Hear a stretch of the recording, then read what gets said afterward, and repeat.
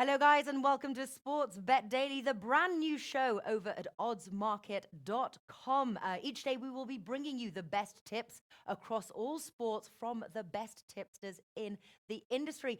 And I'm very excited. We are starting with the Premier League. Now, each Monday, we're going to recap the Premier League, look at what's happened, and take a look at the early odds. This is an article that Martin Green has been giving us over at Odds Market, where you can find a list of all the sports predictions and tips daily. So please go check that out, oddsmarket.com. We are a sister site of SBR, and this is our new home here. But first of all, let me introduce Martin W. Green. Not that he really needs an introduction. A man who pretty much knows all sports, but is killing it once again in the Premier League and our best bet show that we have at SBR. Martin, how are you doing? How was the weekend? And welcome to our new show. Thank you, Natalie.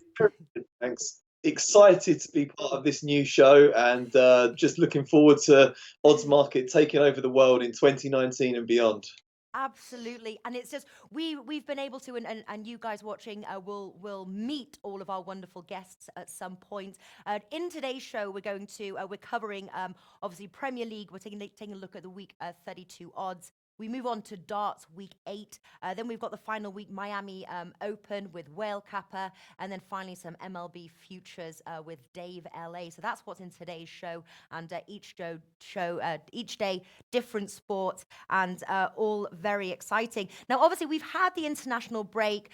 We've had some international matches going on, so we really do need a recap here. Obviously, there was 5 games that we had, and I have to say one of the most notable losses came in the form of Chelsea at Everton. Now, obviously, they failed to score. I was predicting the unders. It seems to sort of be following trend.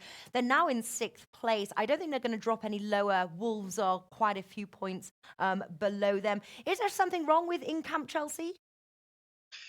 I think they're struggling due to Maurizio Sarri's tactics. Really, he's been playing Jorginho at the base of midfield and putting N'Golo Kante out wide, which is a terrible idea, really, because Kante is the best holding midfielder in the world. And that's just thrown the balance of the team apart. They've been really topsy turvy with their form this season. They did sort of pull it back, and they were putting together a string of decent results, but that defeat against Everton was a very poor result for them, and it leaves their hopes of getting into the top 4 in tatters, which could be terrible news for Chelsea, what with needing to qualify for the Champions League next season.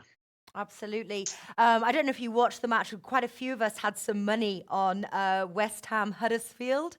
It was looking like Huddersfield was going to do the number. I thought, oh goodness, I'm not. I'm going to hear from one of our viewers, John Smith, a big Huddersfield supporter fan there. I thought I'm not going to hear the end of it. I had West Ham and the over 1.5 goals and West Ham -1. Luckily, that -1 was a push. The West Ham and the over 1.5 goals. What was happening with Huddersfield there? It's a little bit too late really now.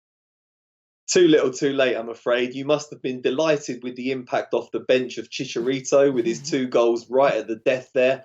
I think it was more a case of West Ham's poor defending. They're looking pretty dreadful at set pieces, but they did have just about enough about them to overwhelm Huddersfield going forward and pick up that 4-3 win. Still think it's going to be a long old end to the season for Huddersfield, and West Ham should be about comfortable mid-table, I think. Yeah, yeah. Obviously, West Ham play Everton next week on Saturday. Very close on the outrights here. Something like, based on their sort of poor form, both teams to score kind of looks a little tempting. Yeah, I would say so. Both teams are pretty good going forward, whereas both teams struggle at the back, particularly West Ham. They've been leaking goals all season, but the likes of Felipe Anderson, Javier Hernandez going forward should be able to hurt them. That's probably not my favourite of the upcoming games, but there is value there, I would say. Yeah, well, I have read your article, Martin, and I'm going to guess that Leicester hosting Bournemouth is one of your favourites. And I have to say, from your article, the odds have really not moved. I think 1.83, it's actually gone to 1.85 for Leicester against a poor road team. Yeah, I'm surprised to see that. I would have thought more people would be backing Leicester, and I would probably suggest getting on them sooner rather than later because things aren't looking great for Bournemouth, to be honest. They're very poor on the road recently. They're in bad form. They've only won one of their last 6 games, and they have one of the worst away records in the league this season. They've also just suffered an injury to Andrew Sermon during the international break. They're already without captain Simon Francis. He suffered a knee injury back in December. So they've lost another senior figure. Lewis Cook and Dan Gosling are out. So it's a really depleted, banged up Bournemouth team that's going to be coming to Leicester for this game.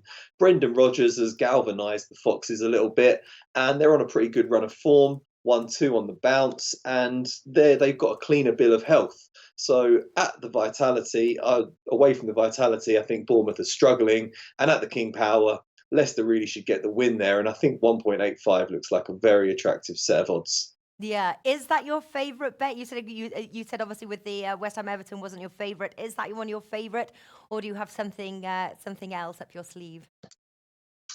I like the look of that one. I do like Crystal Palace to beat Huddersfield. I know the odds aren't amazing at 1.51, but I think that's a very good one to add to any accumulators or parlays you're looking at. Crystal Palace aren't in great form, but with Zaha and Batshuayi up front, they should be able to take apart Huddersfield, who are heading for the championship with a bit of a whimper. Brighton v Southampton, I would say, looks a bit too tough to call. The big mismatch is Fulham versus Man City, but very difficult to get much value Mm. there. Again, I don't think there's a great deal of value on Liverpool to beat Tottenham. What with Spurs being a pretty good team, you might actually look at giving Spurs a plus handicap there. I do like Arsenal, I have to say. I know there's always a bit risky backing my team there. But at the Emirates this season, they have been pretty impeccable. 13 wins out of 16, excellent form in North London. Newcastle are a decent team, but I don't think they're going to be able to live with Arsenal for too long in that one. So the classic home win and the under 4.5 goals looks quite attractive there at 1.8. Newcastle were quite a stubborn side defensively, and I don't think they'll get slaughtered. Hmm. But that is a game that Arsenal really should be winning. Yeah, right. Flash, one of our contributors, he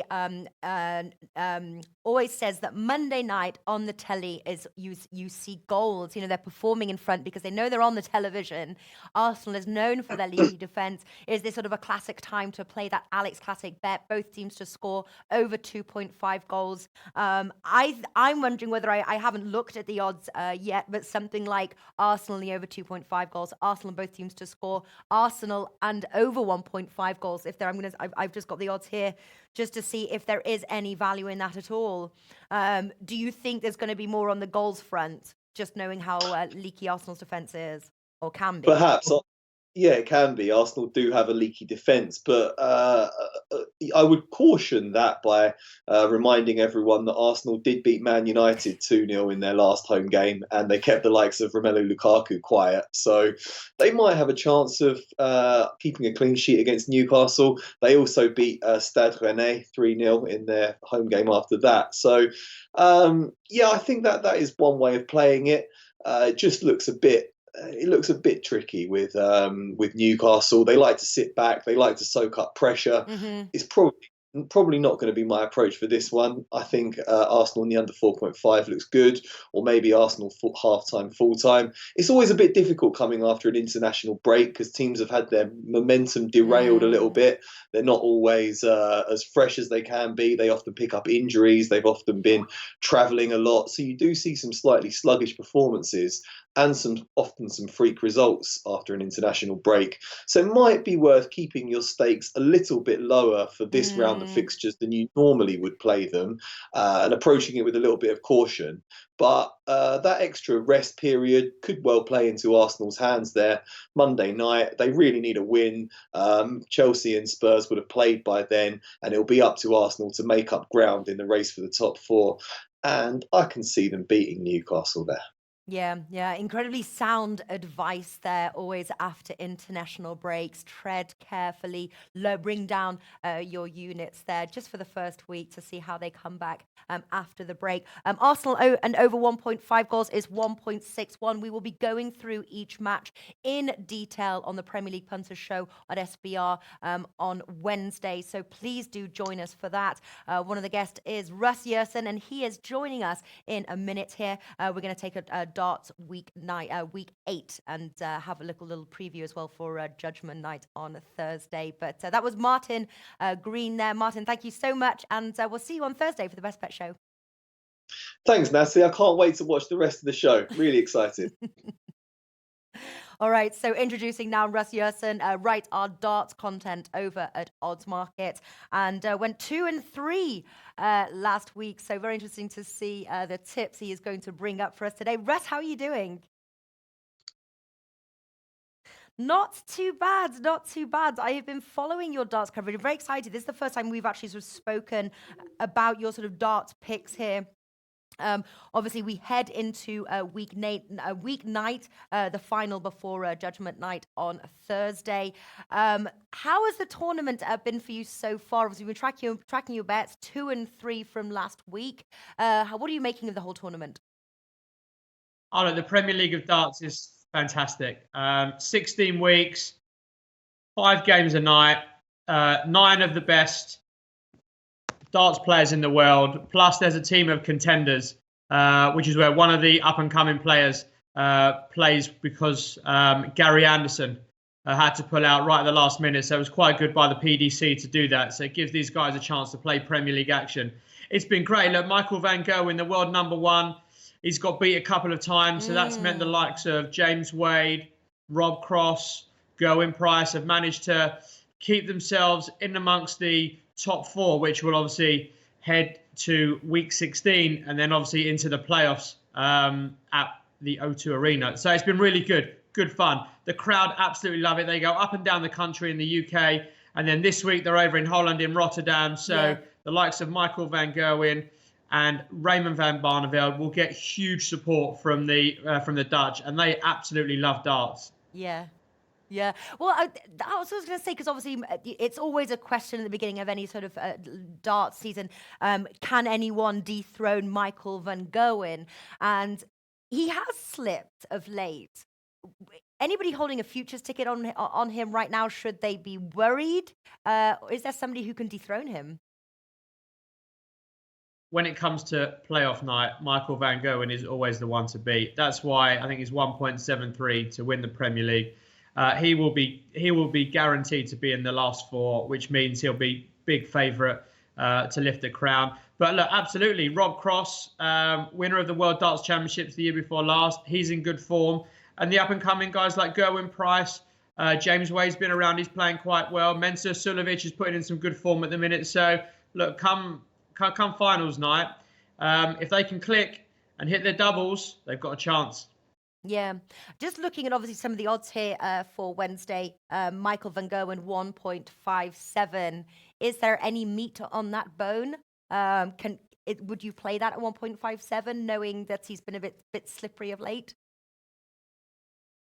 No, it's the right price. He's playing Peter Wright, who, funny enough, is the draw specialist at the minute. I think he's drawn 4 of his 7 matches, so he could keep it quite tight. Maybe there's a bit of value on Wright on the handicap, but no, for me, I'd leave that. Van Gerwen is worthy favourite. He's a lot better than Peter Wright, and I'm sure he will get back to winning ways, especially with a home crowd giving him that extra support. All right, so maybe one for accumulator bet, that 1.57. Obviously, Raven van Barneveld is he's pretty low to be. Let's have a look. I just pulled out some outrights here to finish bottom, 1.22. Is there any chance he can avoid elimination in front of his home crowd? Look, absolutely. He's playing Daryl Gurney, and if he beats Daryl Gurney, and then on the following night can take another win, he can survive by the skin of his teeth. But Raymond van Barneveld, he said he was going to retire at the end of last year. He's carried on into this season's Premier League. He's in poor form. He looks tired. And Daryl Gurney had a fantastic win last week over Michael Van Gogh. And that's one of my picks for this week. Daryl Gurney to beat to beat Raymond van Barneveld. I think he will. Daryl Gurney's coming into a bit of form now. Again, he's one of the young pretenders to the throne in a few years' time when obviously Barney does retire. I just think Barney will need to be on really top form to have any chance, because Gurney's just picking up a bit of form and he wants to stay in this competition. He wants to try and make that top 4, which he can do. Yeah. Yeah. Now, obviously, in your article over at Odds Market, you've given us 3 picks. What's the one that you're going double stake on? Do you have a best bet? James Wade against Dimitri van der Berg. Dimitri van der Berg is a young up-and-coming darts player. He's one of the contenders. So, as I said, every single week of the Premier League, one player gets picked to play against one of the 9 players that are part of the Premier League. He plays James Wade. James Wade 2.2. James Wade lost last week, but he's beaten Michael van Gogh in. And when he's on form and hits his doubles, no one will beat him. And I think odds against James Wade will be looking at this and thinking, look, if I can get a win to stay in that top 4 come week 16, then heading into the playoffs, I think he'll be quietly confident he can win this. And yeah, for me, that's a good pick. Yeah, and definitely some value as well. Again, you're going Rob Cross here, the favourite 2.05 with Bet Fred. Again, very good prices that Week 8 is offering. Yeah, look, these two, Rob Cross, Mensah Suljovic, are the 2 most informed players in the Premier League. Rob Cross has won 4 on the spin. Mensah Suljovic has won 2 on the spin. It will be close, but I think Rob Cross is just playing that extra bit better than Mensah, and I think he can get it done. I think 7-5, 7-4, they'll be my picks. It will be close, but I just think Rob Cross will get the better of Suljovic when it comes down to the final legs. Rob Cross has really shown his nerve when it comes to hitting those doubles, and you need to hit them to get the legs in the bag to get the victory. Yeah. What about are you holding any tickets on outrights at the moment that you took in the beginning of the season, or is there any value that we could look on right now? I think Rob Cross is the value. I didn't play the futures anti-post prior to the Premier League purely because Michael van Gogh was so short, and at the start of the Premier League, Rob Cross wasn't in form. He's the one that's probably closest to Michael van Gogh in terms of challenging. But Rob Cross, I think, around 6 or 7. He's definitely worth the punt, because come finals night, as he proved 2 years ago, winning the World Darts Championship, he can deliver the goods. All right, nice one. And odds as well so you're basically on the outrights, Rob Cross 15. Wow, that's extra value. Yeah, he's definitely got a big chance of winning that. Really? Wow. And obviously heading towards on Thursday night, are the odds out? Is there anything like any sort of like early leans that you have? It's a shame. Odds Checker and the other sides, they're not releasing odds. So I think everyone will wait until after Wednesday night's action to then showcase Thursday night's odds. So there could be a couple of leans, but without the odds, I wouldn't like to say, because it does depend on what happens on Wednesday night. Some players may take it easy on Thursday, knowing that they're definitely through, whereas obviously the likes of Barneveld, Gurney, Michael Smith, who finished runner-up last year, he's now sitting second from bottom. He's the one obviously near the danger zone, so he needs to perform on Wednesday night to make sure Thursday night is a comfortable evening for him. Yeah. But it's going to be an absolutely fantastic 2 nights of darts in Rotterdam. I said the fans, the atmosphere will be brilliant. It's great to watch. Yeah. Well, I was actually going to ask about Smith as well. Obviously, second last year. What's happening this season to see him, almost being eliminated? He is carrying an injury. So a few nights during the Premier League, he has struggled. And when the guys play weekends and then travel up and down the country Wednesday night to play Thursday, sometimes it does have an effect on them, even though they've been doing this for a while now. And I think Smith has just found it a bit tough to go from weekend action to Premier League action. And again, the competition is so fierce now at the top of the Premier League of darts.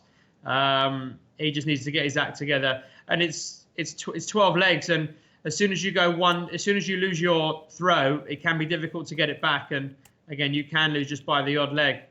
Yeah. Yeah. In a minute, we will be bringing on Whale Kappa to discuss the Miami Open. But until then, I've got to quickly ask you, just moving. Well, actually, no, the first question I really wanted to ask you was, I know that you obviously go to a lot of matches. Next week, we're going to hopefully get a little bit of footage from you from the Monday and Tuesday football games. This one obviously will be in the O2 Arena. Will you be going to any of these? Like, the atmosphere just must be, I've never been. But one would think that it's a pretty crazy atmosphere. Yeah, darts is fabulous. I always go to the World Darts Championships in December at Alexandra Palace, London. It's phenomenal atmosphere. The fans dress up in whatever costume you can think of. It's great to see, and it's a phenomenal atmosphere. I would be hopeful I'll go to the finals night, which is, I think, the third Thursday in May. So I look forward to that. And as you rightly say, next Monday I'll be at the Emirates for Arsenal versus Newcastle. So, yeah, Yes, I'll you try will. and do some content there. It will be a good game. Well, listen, let us quickly end off with, because I just spoke with Martin Green. We had a recap week 31, looking towards week 32. Arsenal host Newcastle. He sort of obviously pointed out that Manchester United have had trouble scoring against Arsenal. They have been this season known for their leaky defence. It seems that they could be tightening things up. Flash likes to say when you're on the telly there's going to be goals. Martin is liking Arsenal and the under 4.5 goals. Which way would you lean? What are you expecting from the match? Do you have any early picks?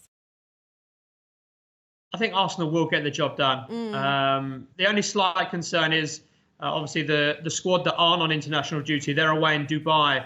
They're playing a game tomorrow, actually. But they're in Dubai on a sort of some hot weather training. And again, it can have a detrimental effect when you come back and play once you've been in the warm weather. But I think Monday night, under the lights at the Emirates, Arsenal usually beat Newcastle convincingly at home, and I can see them doing so. I would say Arsenal and over 2.5. Yeah. Obviously, with Premier League punters, the team minus 4.5 is usually one of my picks. But again, there could be plenty of goals here, so I'd probably want to go the opposite way, go either Arsenal and over 2.5 or over 3.5. Yeah. Because Newcastle are playing well. Newcastle are playing really well. Yeah. But I just think Arsenal will probably get it done. Yeah, that's what I was thinking. So I said Arsenal in the over 1.5 goals. You get that at the moment for 1.61. There is a little bit of meat on that bone. So yeah, that's what I was looking at. But obviously we will be airing Premier League punters on Wednesday. Russell and Flash will be joining me. We'll be breaking down each of the 10 fixtures. But once again, Russ, thank you very much for joining me today. And please do go check out his weekly darts preview articles over at oddsmarket.com. Russ, it's been a pleasure, and I'll see you on Wednesday. Thanks, Nat. Enjoying the show. Thank you. All right, there we go. Now introducing, not that he needs an introduction, Whale Kappa, talking Miami Open. Obviously, it's the final week. Similar thing. Whale Kappa, how are you doing? And congratulations for getting the new show fired up. It looks great. I know, the new show, and you are looking as sunny as ever with your background there. Spring has sprung. It is super duper nice here in California finally after a long cold winter. So best to bring you guys some sunshine today, and talk about the second half of the Sunshine Double, which is going on now. Kind of. It's been pretty rainy in Miami, and there's been lots of delays, and it's been kind of a weird tournament so far. Some of the bigger players out with injuries. Some of the players we expected to kind of shine and emerge in this Indian Wells Miami Open have underperformed. So it's been a wild couple weeks, but you're right. We're entering the second week of the Miami Open. We're going to get a winner here at the end of this week, and there should be some great tennis to handicap. Absolutely. Now, I have to say, I was going to try, and it's the first show, and we will obviously be bringing in 2 guests as well on times. And I was looking at Ardil on Twitter, and he seems to be having a really tough time betting the Miami Open. Is it really tough? Well, they threw a monkey wrench in by changing the location this year. They used to play it in Brisbane Key, which is closer to the ocean. It's and slightly different court surface. They moved it now to playing it in the Dolphin Stadium, the Hard Rock Stadium, I think it's called. And it's a beautiful setup. Like, it looks very cool to be playing tennis there. It has a very big deal kind of a feel to it, which is nice. But it has, just the fact that the surface is a little slower even than it usually is for a hard court is giving some of the clay players much better shots than you would have thought coming into this tournament. A couple of guys we really expected to kind of emerge and do well, like Alexander Zverev has been a complete bust and disappointment. Some of the other up and coming players, I could say similarly. So it's been a weird tournament, just not at all what you would have predicted at the outset, and it's probably setting up for a Djokovic title, which is not exciting, obviously. But people seem to be getting out of his way, unless Kyrgios can somehow slay the dragon again. But it's on the men's side, it has been tough for sure. Yeah, it sort of seems though it's a little bit more like obviously when we've been previewing the Grand Slams, obviously Australian Open, the men's side just seems a little bit more clear cut than the women's, and we'll get over to the women's side in a second. But Novak Djokovic, you can still get him priced 2.1. Then you have Roger Federer at 4.5. For Novak Djokovic, he really does seem to be, it sort of seems his to lose right now. I would say that there is a touch of value still on the 2.1. For those who didn't get in there early and probably get a much better price, at 2.1, you're doubling your money. You don't have to wait that long for it. Is it worth it, or do you think there's more money match betting at this point? No, I think you're probably right. It's tough for me to really see anyone working themselves up to an upset of Djokovic, even though his serve does not look as untouchable as it has over his recent run. But clearly, his ability to return serve and the fact that the courts are a little slow, I don't think he's going to have any trouble as he kind of builds his momentum into this tournament. So I would agree with you. There's probably some value still on Djokovic at 2-1. He probably plays Federer in the final, and I think he probably wins in straights. Yeah, I'm just going to quickly, I can't name the finalists.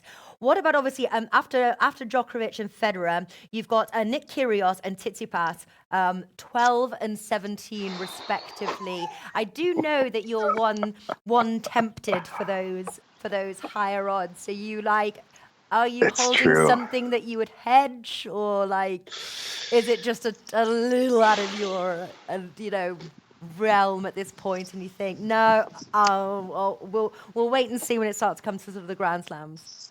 Yeah, I mean both players I think are playing well enough to give their corresponding top, because they're going to have to go through. Kyrgios is going to have to go through Djokovic if he expects to make the final.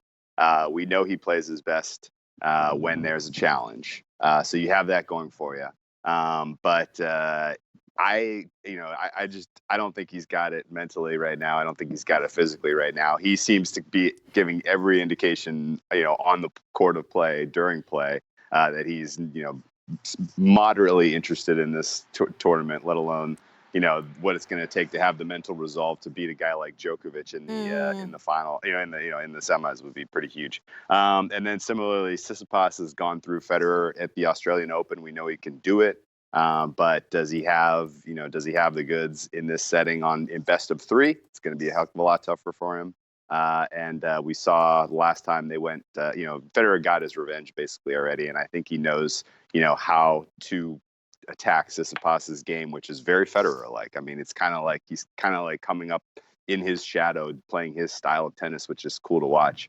But at the end of the day, I don't think either guy is going to get it done. There's when you have a tournament like this where the matches are staggered, and you get guys like Djokovic and Federer an extra day's rest to prepare for a best of three match, they're extremely difficult to upset. Yeah. One of the things I do notice, and obviously now with the new show, I'm going to be talking about even more sports. But one word that generally seems to sort of stand out with tennis betting, tennis players is how mentally prepared they are. It's like something that we don't seem to talk about, like when we're talking about like football, or when you're, because I suppose because it's one player, and it's how mentally, we've obviously seen sort of Simona Halep, we've always sort of said that she has kind of been her worst enemy and kind of like taking herself to the final. She seems to be getting over that and seems to be getting more confident, and we'll move on to the women's side in a second. She is the favorite there, and I'm sure Alex is going to be super happy. His girl Halep, you know. But that's quite a large case, isn't it? That you have to sort of take in how mentally prepared a player is, and when they play sort of like a stronger player, can they mentally sort of convince themselves to go for the win? Is that, am I reading something, or No, am I like you're off the 100% mark? correct. You're 100% right on this. Okay. Tennis is a really unique sport for handicapping. You have to take it completely, and really over all of your sports that you like to handicap, you should have sport specific approaches to how you're going to go about handicapping who's going to win a match, who's going to win a title, those sort of things, because various factors mean completely different things for different sports.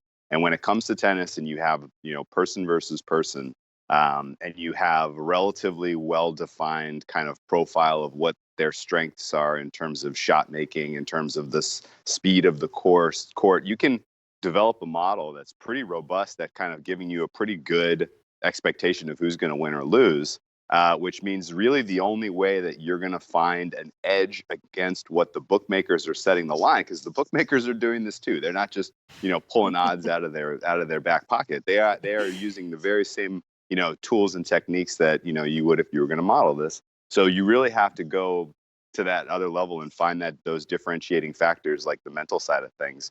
Sometimes it's evident if you look at a head-to-head record between two players, like, man, this guy just cannot beat his opponent. Like that is a great spot to kind of like use like historical context to help come across with the handicaps. But with Simona Halep, it was so hard for her to get over the hump of winning a major championship. She got amazing coaching from Darren Cahill that got her to the title in Roland Garros last year after being down a set to Sloane Stephens, who was playing absolutely incredible tennis.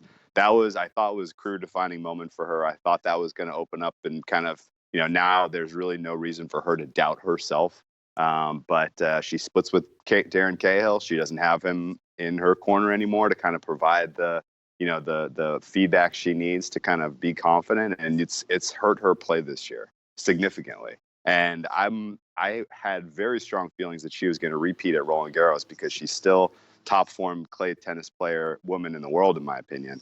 But if she's not going to get over these mental humps of being on her own and not having her coach in her corner, then I don't know if it's going to be the value that I was hoping for her to repeat in a couple of months here. Yeah. Sorry, Alex. Still fingers crossed, though.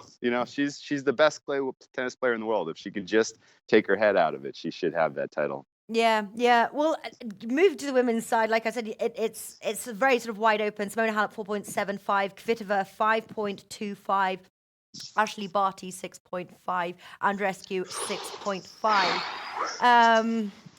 How have you been approaching the women's singles there for the Miami Open? Is it Halep? I wouldn't even say is it Halep's to lose at this point. Are you sticking with match betting?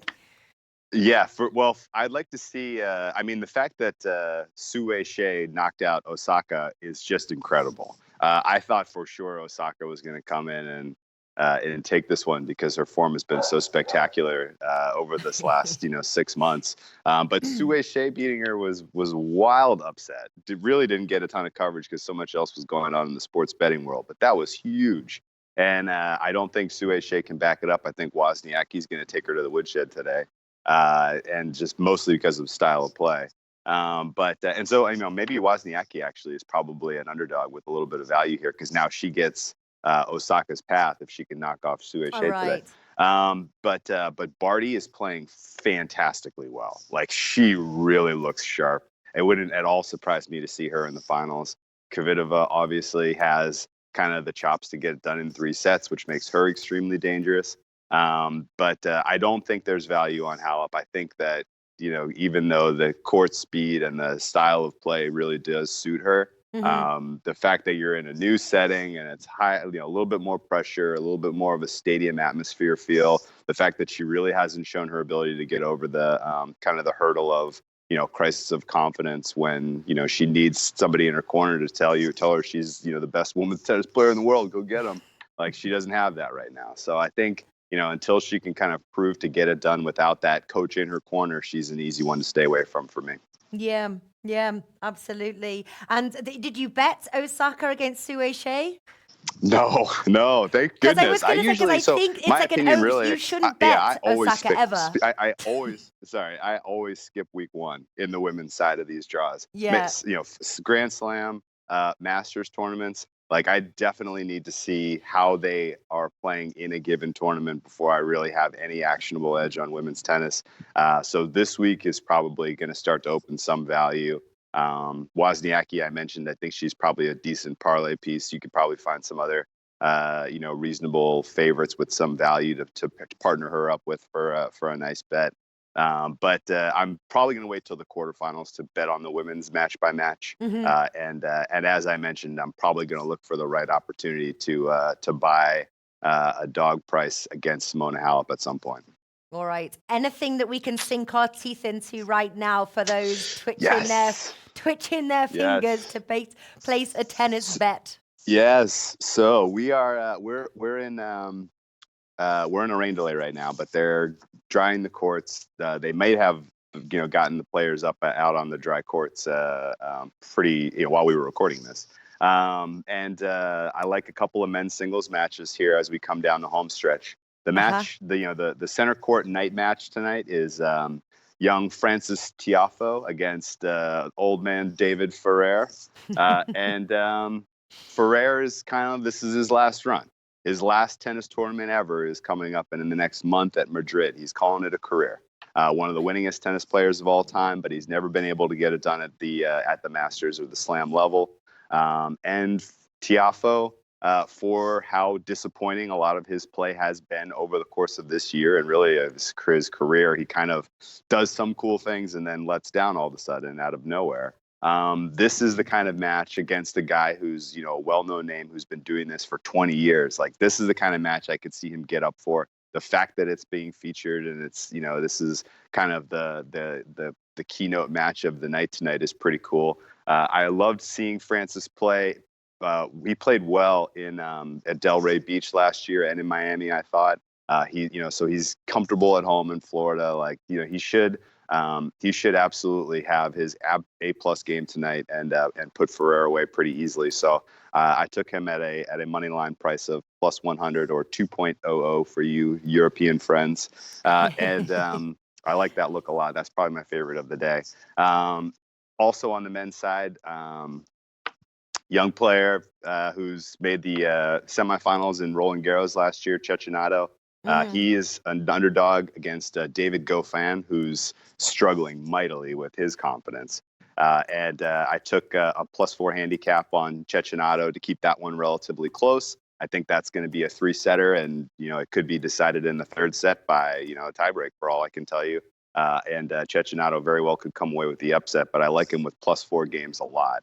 I think that's a pretty fun look. And then I parlayed Federer, Medvedev, and Tsitsipas. So 3 young players who I think have pretty clear advantages, both numerically and just in terms of sort of the mental side of things. On the men's side, Tsitsipas probably the one I feel the most concerned about in that one. But Medvedev playing on a slower court against a guy who's all serve and no return should be able to put him away. He beat Opelka on a much faster court in Washington when they were younger players in their career, and he's just a class above right now as far as a player goes. So I could see Medvedev getting it done in straight sets against Opelka. Federer playing against Krajinovic, who's another young up-and-coming player who's never shown an ability to beat a top-flight player like Federer. That should be a lot of fun to see. See if he competes today. But I think Federer gets it done in the end, so he makes a nice parlay leg. And then Tsitsipas to close it off. So Tsitsipas playing very well. Expect him to make a deep run this tournament. And this is a nice opportunity for him to put a little bit of confidence inspiring win on his resume. Fantastic stuff. Quickly before I wrap up here, and then we're going to move over, we're going to speak with Dave LA. We're going to talk MLB, obviously season Nice, fully kicks Dave. off on Thursday. I know, I'm excited to talk to Dave. But Joao, now you know Joao, we've done videos together over at SBR. Of course. He is liking Nick Kyrgios at the 1.63. Could be quite low odds for some people. Joao is an amazing tennis tipster there.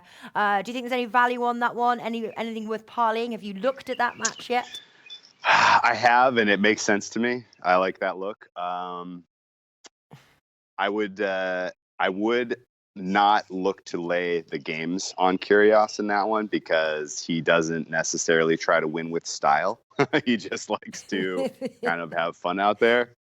So he's a much safer play on the money line than he is laying the games or the sets, in my opinion. So, but I do think he gets his A game up. I think Kyrgios he's clearly.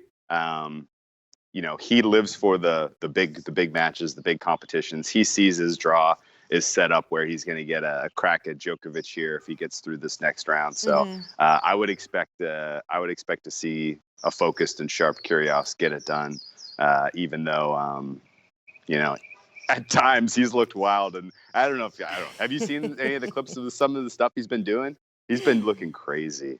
Like at one point he was, just out of nowhere serves underhanded, gets an ace in the last match. In his first match at like 4-4 in the first set, he looks at his box and he's giving him the sign, like, get the plane, warm up the plane. Like, I'm ready to go home. Like, this is over. And then he goes out and just lays waste to the guy from there on. So he's having a weird tournament. He's playing a little bit loose.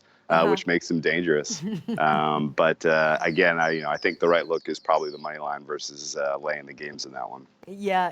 It looks like that's what Joao was taking Kyrgios there at 1.63. All right, Whale Kappa, an absolute pleasure as always chatting with you. I'm sure we'll speak in the future, especially as the next Grand Slam, Roland Garros French Open is almost around the corner, so we will have full-on tennis coverage again. Yay. All right, you take care, and we'll speak to you soon. I can't wait. Congratulations again on the new show. Thanks, Whale Kappa.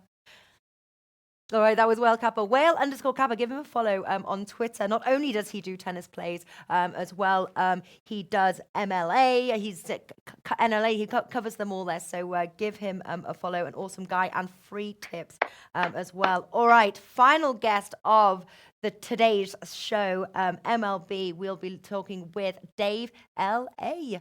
How's it going? Thank you for joining my show. I know you've been on the Low Bag show there with Jimmy the Bag. He was like, you're having Dave LA on? I said, yes, I am. How are you doing? I'm doing great. It's an honor to be here. I appreciate everybody's support for being on the show with us. And yeah, let's do it. Let's do it. All right. So the season sort of officially kicks off on Thursday. The Yankees against the Orioles. Do you see the Yankees winning the season for the first time in a decade this year? They've done a lot of work on the rotation for the starting pitching. It's one of the things they were kind of lacking in last year, and they did a really good job on the off season. So I think not only can they win the division, but they also can possibly win it all. Okay. Now, a birdie had told me that you are an Angels fan, apparently in a town of Dodgers fans. Is that right? Right. So I grew up with a bunch of Dodgers fans. Unfortunately, I'm the only Angels fan here. And so my nickname as I grew up, everybody was just calling me Angels fan. So it's kind of funny, but it sticked on for so long. But I love it. I love the team. I grew up watching them from, they gave an opportunity to Jim Abbott, a guy that pitched with one hand at the professional league. So I fell in love with this team to give that guy an opportunity. So basically, that's like the best way to distinguish you in your town because like you're the only one. It's like, oh yeah, that Angels fan. Oh yeah, I know him. I met him down in the bar. Yeah. Not only that, the Dodgers, their team colors is white and blue, where the Angels is red. So you can easily spot me as an Angels fan. Interesting stuff. And I heard as well, obviously, Mike Trout $430 million extension for 12 years. What do you think Well worth it. Every penny. Really? Oh, yeah, definitely.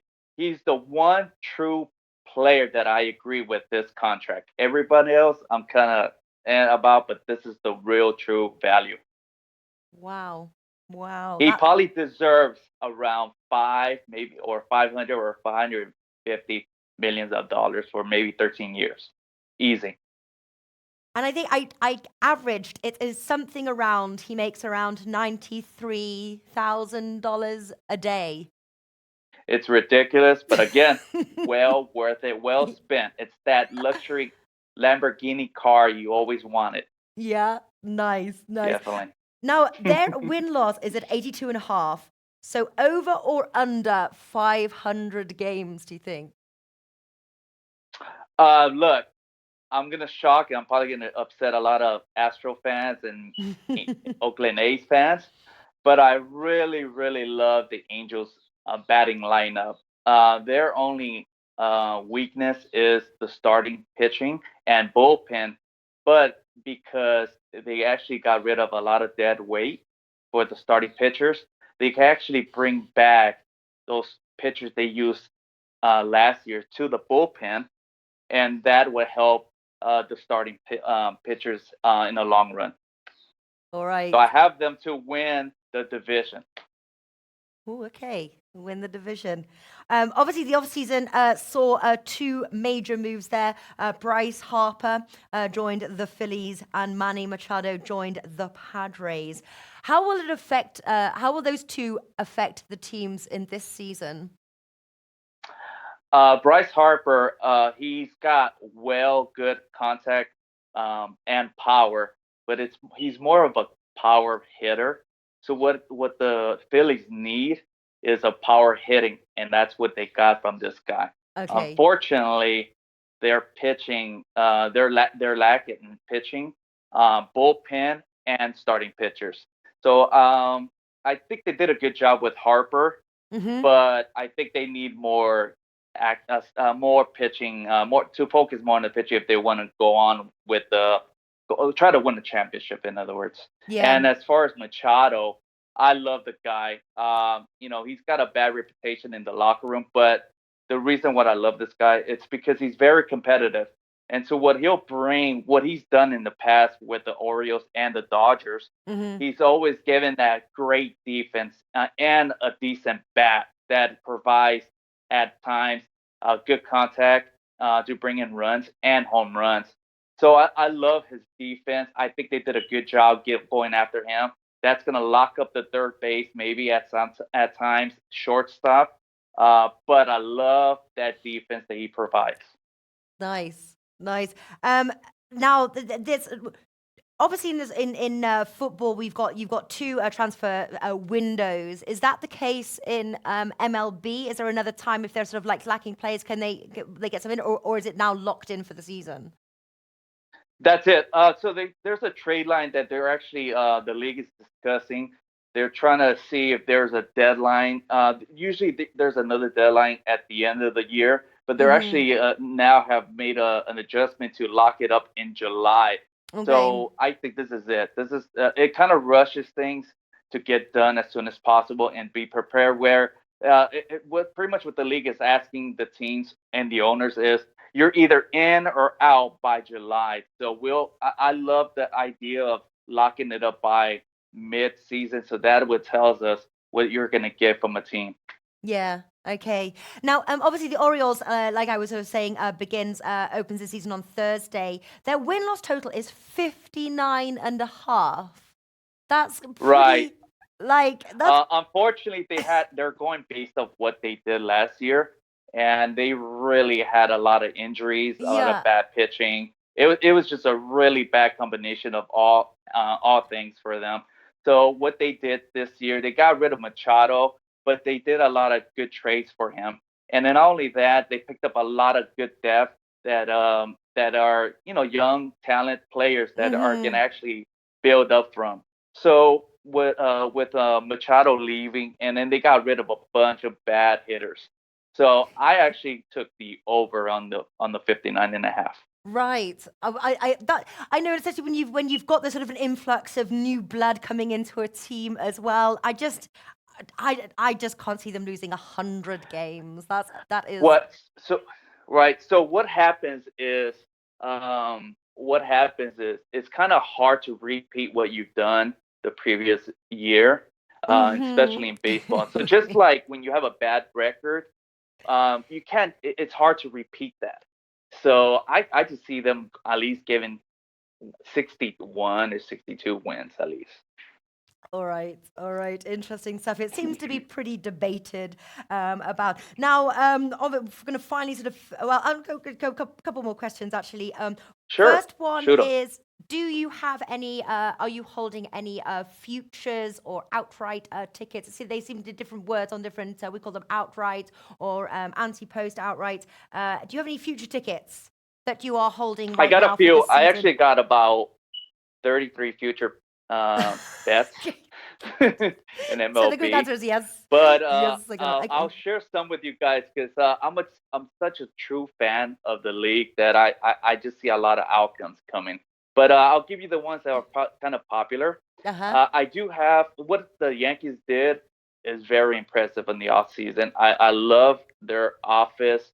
Their front office they have a good scouting, and they also know how to spend money. So they got a lot of pitching. So I see them winning the division, the actual American League, and actually maybe considering winning the World Series. That's one of my future bets. The other one is the Chicago Cubs.